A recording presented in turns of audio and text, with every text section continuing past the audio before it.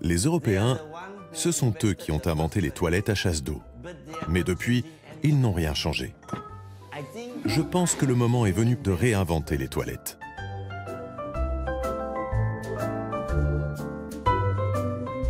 Les réinventer, oui, pour ceux qui en ont. Mais pour le tiers de l'humanité qui n'a pas accès aux toilettes, comment faire face à la crise sanitaire? Ceci est une boîte d'excréments humains. À l'intérieur, il y aurait plus de 200 millions de rotavirus et 20 millions de bactéries Shigella. Dans les lieux où il n'y a pas d'installation sanitaire, il y a beaucoup plus que ça. Et c'est ce à quoi les enfants sont en permanence exposés quand ils jouent dehors. Face aux défis, face aux tabous, il est grand temps de regarder les toilettes par l'autre bout de la lunette.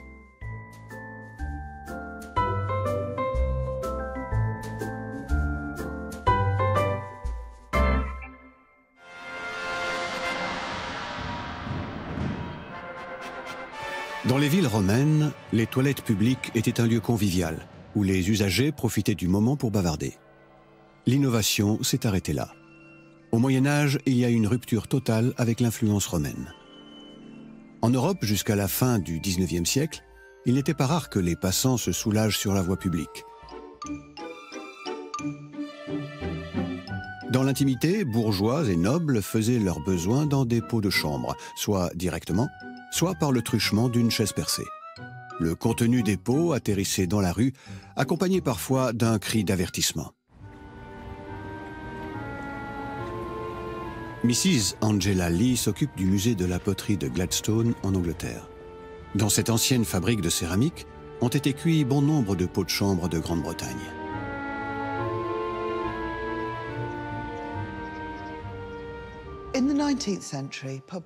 Au XIXe siècle, la défécation publique était beaucoup plus tolérée, parce qu'on n'avait guère le choix.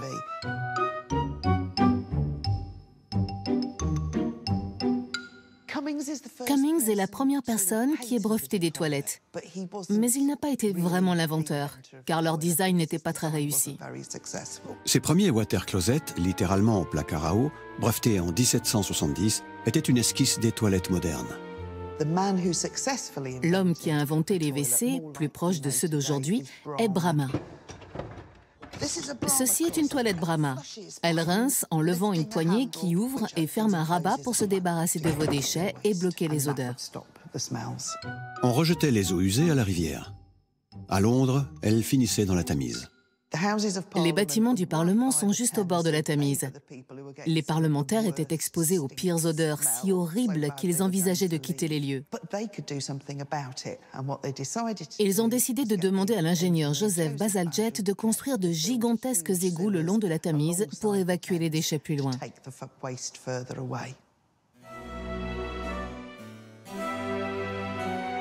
Avant les égouts, les citadins consommaient l'eau des rivières qui traversaient les villes. Ils mouraient en masse du choléra, de typhoïde, d'hépatite. Les gens ont toujours eu besoin de toilettes. Alors oui, les maladies furent un appel à l'action. Mais en réalité, il s'agissait plutôt de nous tenir à l'écart des odeurs pour ne pas y penser. Mais pas question de laisser flotter au petit coin un fumet malsain. Imaginez la honte. Au XXe siècle, le tout à l'égout s'est généralisé et a fait disparaître de notre vue les excréments. Jugeant l'affaire réglée, le vieux continent et les Amériques ont cessé d'innover. Contrairement au Japon, où les usagers disposent de sièges high-tech, confortables, propices à la lecture et à la méditation. Les Japonais et les Coréens du Sud ont une vraie culture de la propreté, une vraie passion pour les toilettes.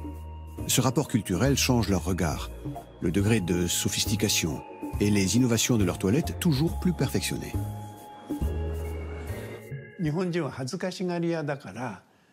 Les Japonais sont pudiques, surtout les femmes. Elles ne veulent pas qu'on entende le bruit quand elles font entre autres pipi. Alors on a inventé les toilettes auto-imées qui masquent le bruit du pipi. Grâce à ce système, on n'entend pas le bruit et on économise de l'eau.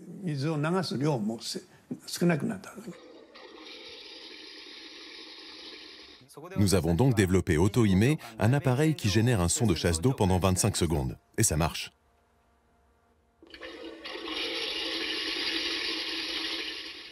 Ce n'est pas une blague. Toto, leur fabricant, est listé dans le livre Guinness des records pour le nombre de ses brevets. Son produit phare est le washlet, mis au point en 1980. Adapté aux différentes pratiques en usage dans le monde, son siège dispose d'un jet d'eau nettoyant. Je pense que le washlet de Toto peut plaire en Europe. C'est très agréable de prendre cette petite fontaine sous les fesses.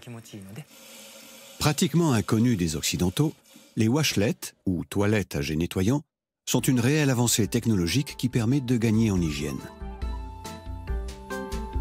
Le département recherche et développement de Toto imagine et teste inlassablement de nouvelles solutions. Revêtement anti-adhésif, toujours clean, évacuation puissante et efficace, pilotage par télécommande des nombreuses options disponibles, siège chauffant, désodorisant, à fermeture automatique sécurisée.